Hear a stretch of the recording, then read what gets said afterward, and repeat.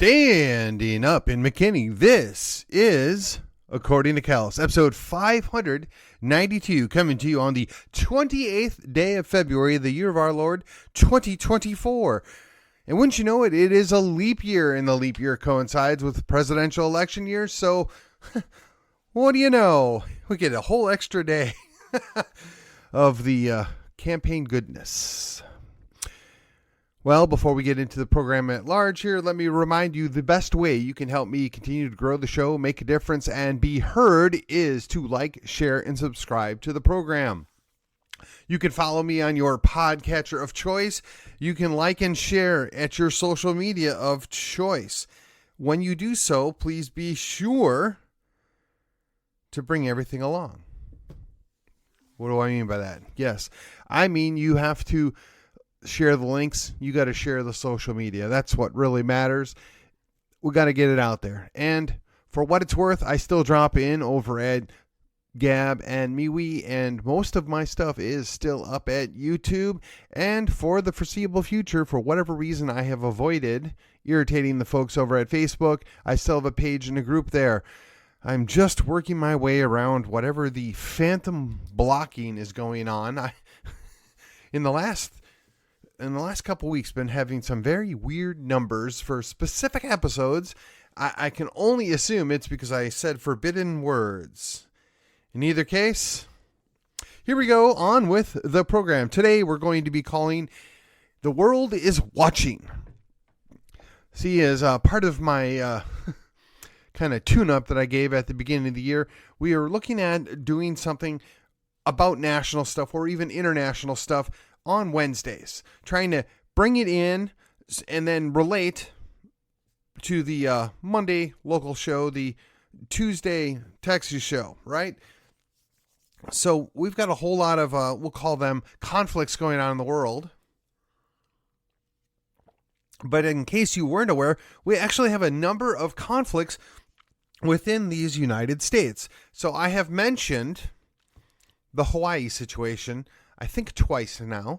And I want to also bring up that Utah has told the federal government to go pound sand as well.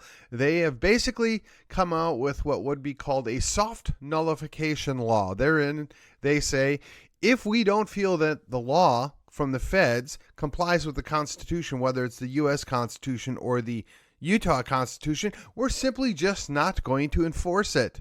We're going to let you guys do it, but we're not going to help. We're not going to give up any government, state government, or we're going to encourage our local and county sheriffs not to engage in assisting you on these unconstitutional laws, which I think is fantastic. Now, I want to give props here because when I was listening to Brian McClanahan's show this morning, that's where he was talking about this. And to me, it's kind of interesting because he decided to pretty much devote the entire week to different things related to secession. Now, I don't know, I do it about once a week. I talk about Texas. He's been going on off and on about this situation for a while, and I'm going to pull up this episode. Give me just a second. Thank you for that. Episode 939 is Utah tells the general government to go pound sand. And then episode 940, he talked about secession on an article written by somebody at The Blaze, which is put in the form of a question, a solution or a surrender, right? So these were both really good episodes, and I happened to listen to 940 after I had done my episode for yesterday. So the fact that we just kind of overlapped it, and for that matter, I listened to Tuesday's episode after I had already done my Tuesday episode. So very interesting, very interesting.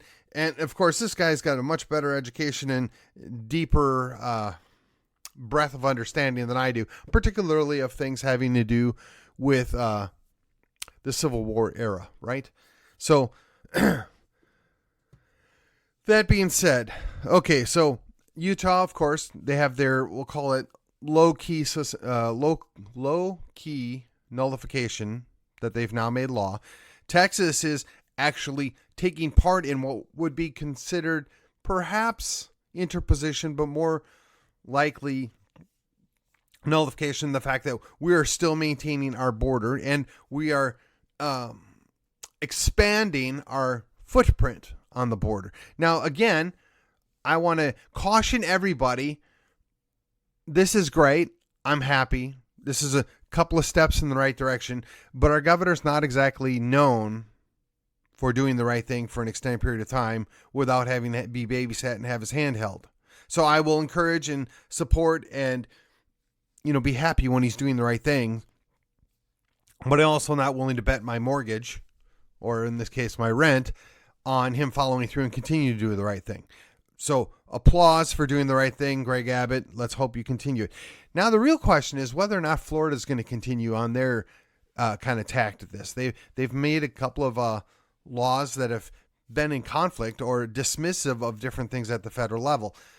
Now, I know there's a lot of concern and there's a lot of angst over the idea of the supremacy clause, which, again, we've covered this. Brian McClanahan's covered this. Chris Ann Hall has covered this. Tom Woods has covered this. All three of those folks have much deeper understandings and educational background. So they have an authority, if you will. I just have simple reading and understanding of basic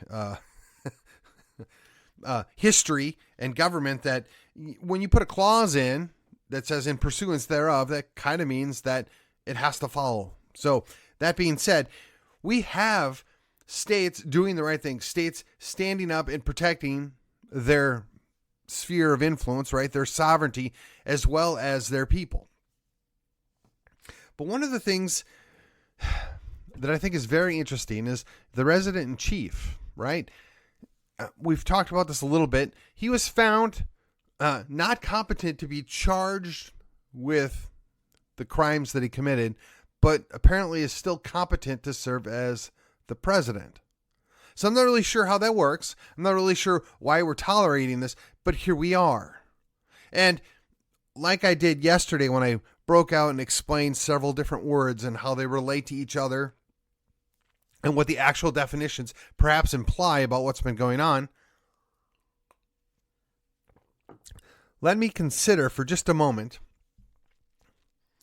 that if we're going to follow the Constitution, and we believe the Constitution is appropriate, and we understand it's actually a compact between states to create a federal government, and those states decide that the federal government or the general government is acting outside of their authority,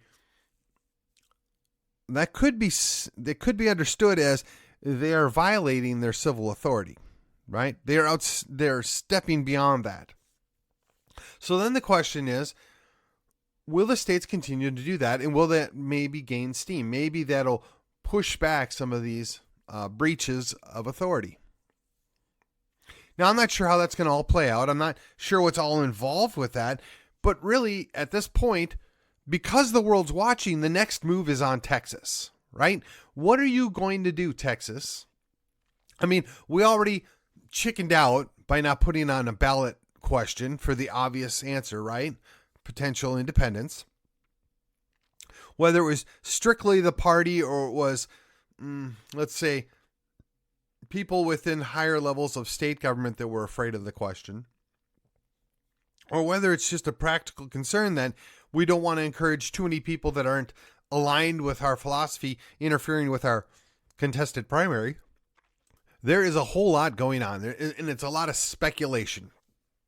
Now, I spent a little bit of time talking about this in the past, and I'm going to bring some of it back up because it's directly applicable to what's going on, right? So we've got this, let's call it a nullification crisis. I don't believe it's a crisis, and I think it's at the very least a small end nullification, right? The state of Texas is saying this is state land and we're going to do our own thing and you feds have no authority here.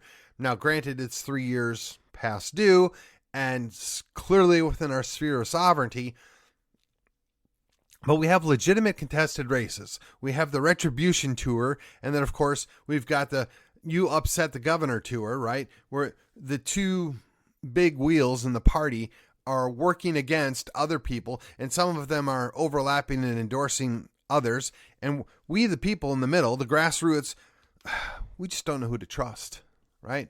Who's really looking out for our best interests?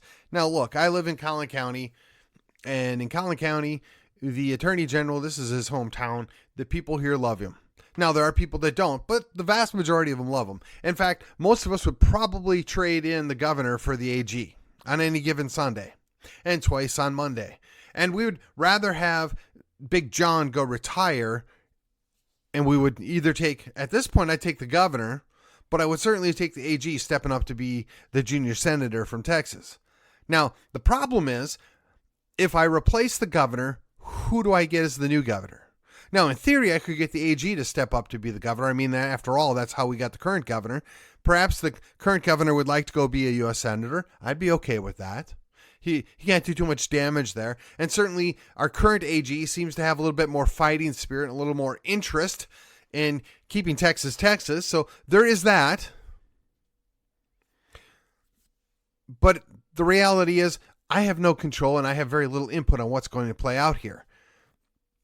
So if I look at it, and I've got the dueling factions within the Republican Party, but the Republican establishment as well, fighting for control of both the party and the state of Texas and the future, one's got to wonder what happened to the likes of George P. You got to wonder where Karl Rove crawled back onto a rock for, right? Where are these folks at? They didn't just go away. They didn't just give up. Indeed, we have a lot of our state reps that, well, they might be conservative by the average person's rankings, but quite frankly, the grassroots is not happy with a lot of them. They've overpromised and underdelivered. Now, for those of you not aware of that phraseology, that's something you don't do in a service business. And honestly, politics has basically devolved into a service business. And when you're getting hundreds of thousands of dollars from PACs and essentially unions to promote specific candidates, you have to wonder just who are those candidates working for? The grassroots is outmatched. And perhaps we got to look at the campaign finance laws, perhaps. But perhaps we should also consider we shouldn't allow a professional class to be our rulers. We should change or perhaps expand what it is that it means that you can serve as a state rep or a state senator. I'm not saying it's going to fix everything, but I don't know about you, but I have a regular day job. And I can't quit my regular day job to go run for office. And then when I win that office, I work essentially for 4 months, maybe 5 months out of that year. And the next year I have to spend 3 to 6 months campaigning and then another 3 months campaigning. So that makes it really hard to keep a day job. Now you get a certain group of people that have, let's call it, guaranteed wealth. Whether they've done well for themselves, which is not a bad thing. We want people to be successful. We want those successful people to come and reinforce this in Texas. But some of them don't have our best interest. In fact, some of them are working for other people and they are working against our greater good. So yeah, I have a jaw to sty when looking at these people. And yeah, I have my doubts about who is it they're actually working for. And I find it very disturbing that a Speaker of the House can affect the outcome of so many elections within the state of Texas, or for that matter, the lieutenant governor or the governor. I'm really not sure how it is that one elected official can donate massive quantities of money or direct massive quantities of money to another official running for office or re-election, whatever the case may be. I'm very concerned about what does that mean for us? What does that mean for we the people? Now, I understand that for a long time, the Democrats beat this drum of, well, we got to get the money out of campaign finance. We got to do these things to protect the grass. But the fact of the matter is they're not really interested in doing that. They're interested in punishing and hampering their opponents.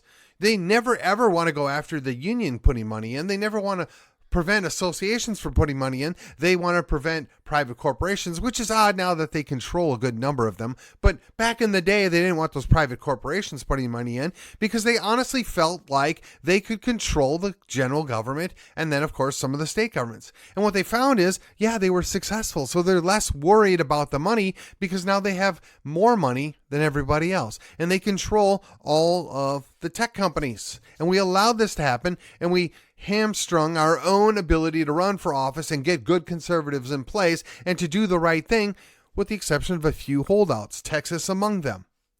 And now we have a gambling operation that wants to come into Texas and essentially create their resorts. And I don't have anything against that per se, right? I don't have an issue if you want to go waste money on gambling. Okay, I kind of get it. But they're spending hundreds of thousands of dollars to buy their way into Texas when most of us have zero interest in gambling. Look, if you want to go to a casino, there's some in Oklahoma, there's some in Louisiana. And I imagine if you go over to New Mexico, you can find them as well. And certainly you can go down to Cancun and do that kind of thing if that's what you really want. So the question is why do they want to get into Texas so bad? And for those of you following along, you know when there's casinos and there's gambling and there's prostitution and there's more drugs and more alcohol, the corruption soon follows. It's inevitable to some degree that you're going to get more corruption when there's more, let's call it, less than traceable money. Now, that should be concerning to you. It's concerning to me, but I'm not really sure what happened and why there's this sudden desire to have vices celebrated in Texas. Now, again, on the surface, I'm not so much opposed to them, but I am concerned that they're already drifting us into that place. I mean, look what they did to Nevada. I'm certain nothing in Nevada is working for the best of the average people in Nevada any longer. I mean, if you just look at the Service Industry Employee Union, right? SIEU or whatever it's called. SEIU, whatever. It doesn't matter. Those folks now control Clark County. And when you control Clark County, you control Nevada.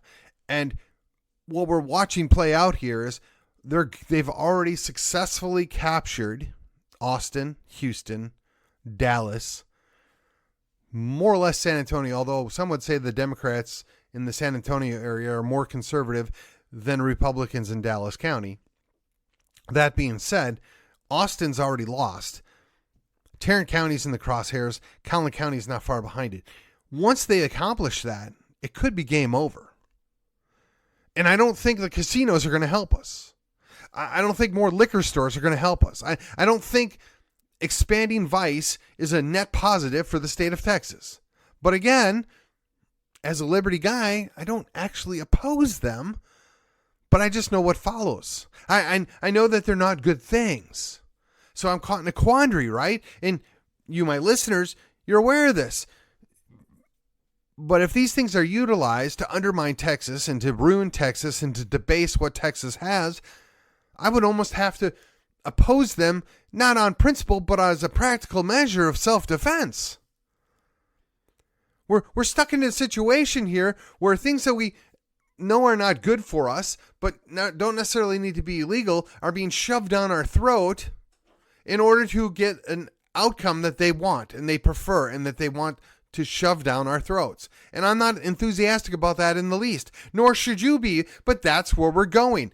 And I equate this with some of this sexual perversion stuff that's been shoved down our throats in the last 10 years. I mean, it was one thing when you could at least pretend two dudes that want to play house and we should just stay out of their business and leave them alone, and it would stop there, but it didn't stop there. So I'm asking you is, did you really think it was going to stop when you got a lottery? Did you really think it was going to stop when they got horse racing? I mean, this is where we're going.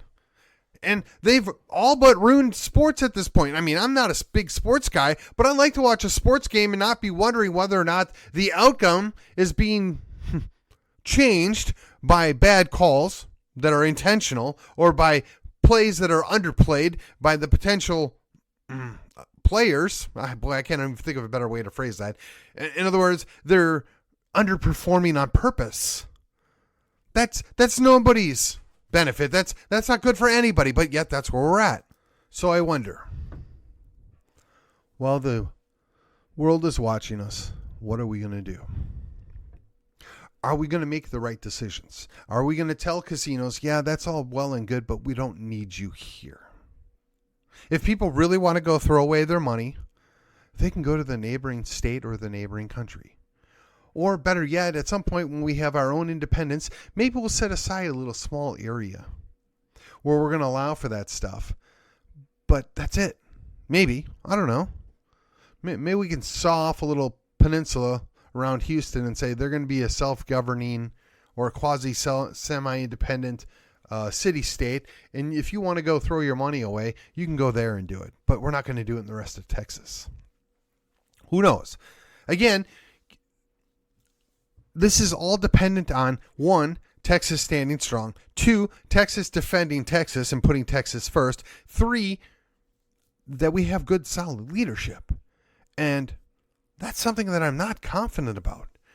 I mean, it's very easy to applaud your governor that comes in late and does the right thing because he had no choice but to show up and do the good and right thing. It's very easy to be happy that when your U.S. House reps or your U.S. senators show up and say the right things, knowing it's not going to make a darn bit of difference because they're in the minority and they're never going to get it passed anyway, so they can go beat their chests and scream and yell at the top of their lungs, knowing full well that they're not going to be held accountable because it's never going to happen.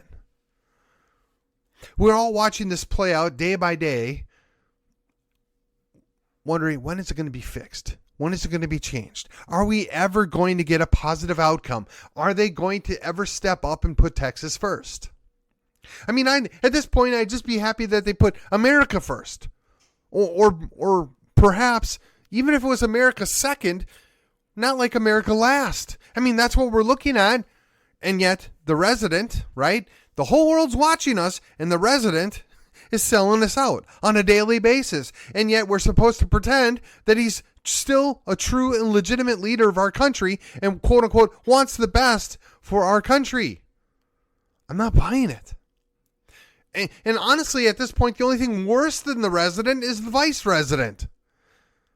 Now, I don't care if you like Trump or not. I really don't. And this is so beyond Trump at this point. I would almost take... I won't say it. There are very few people that could be potentially worse or less competent than the current resident and vice resident.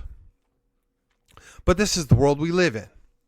And there's a whole lot of people that project all sorts of negative feelings and outcomes on the Donald.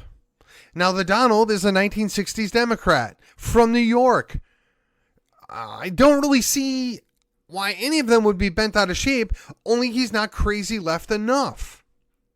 I mean, he is not a good conservative. I'm sorry, he's not.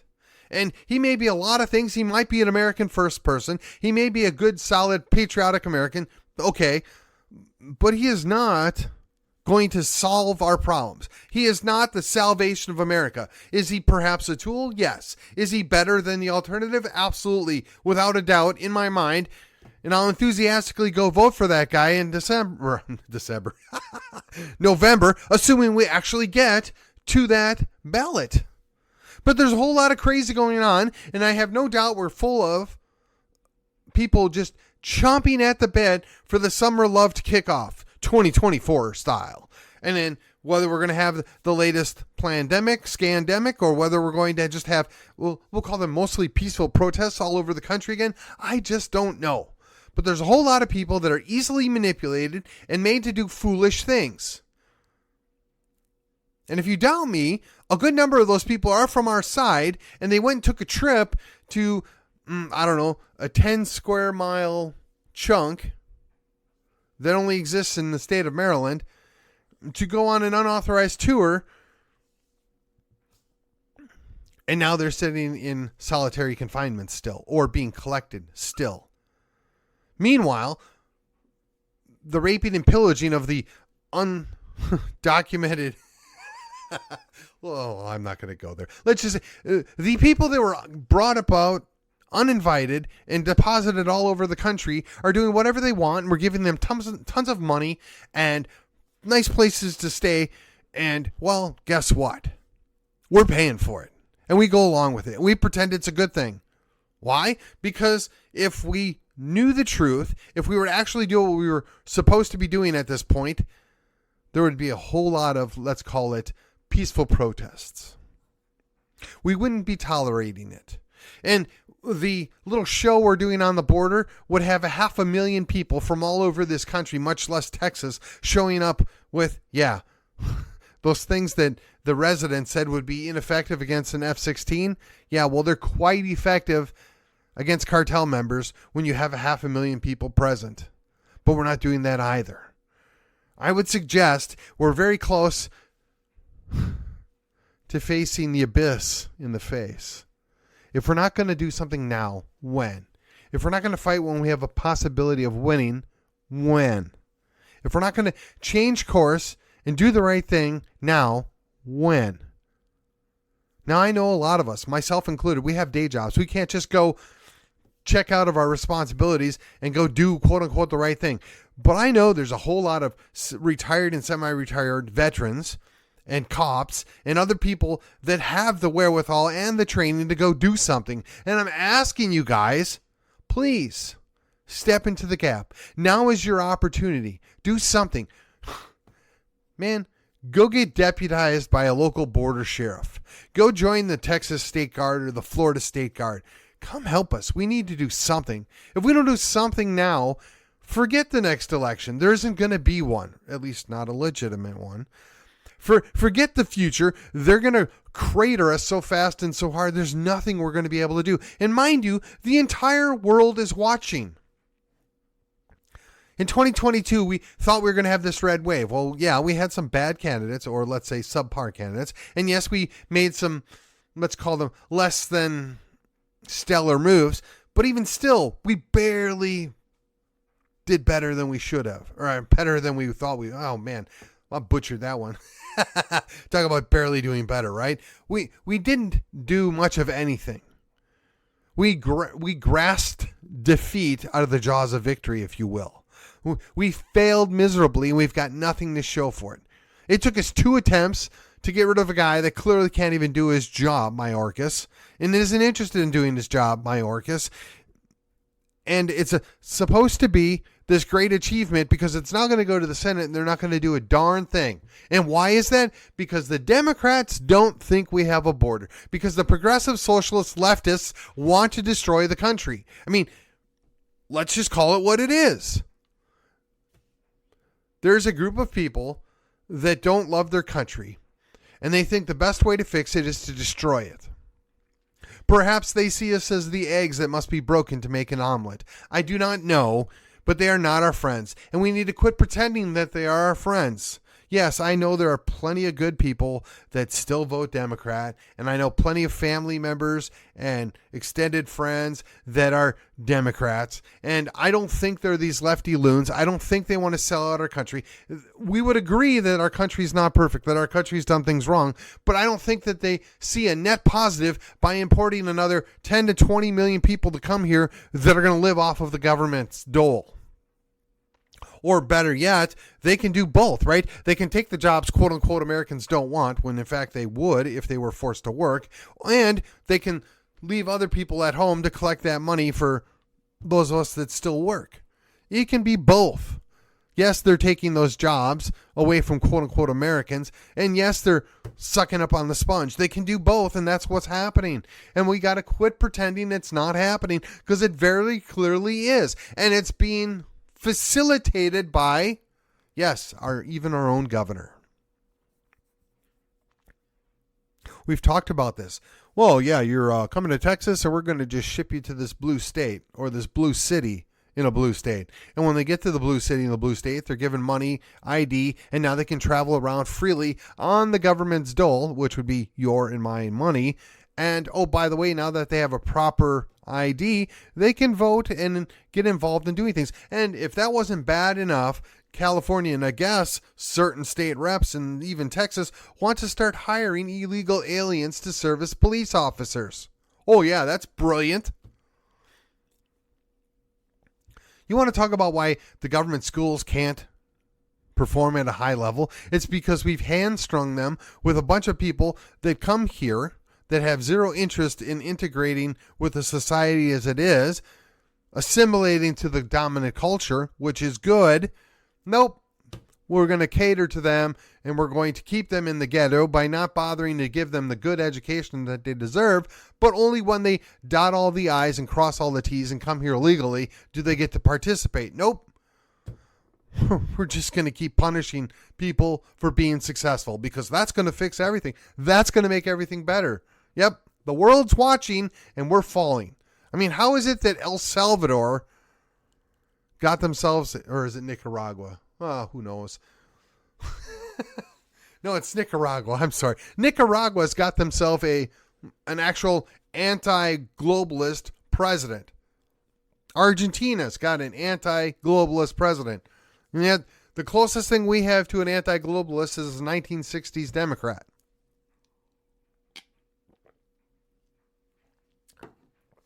If you don't fear for the future, you haven't been paying attention. The world is watching, but apparently we the people are not. We continue to trudge along and believe that everything's going to just be all right.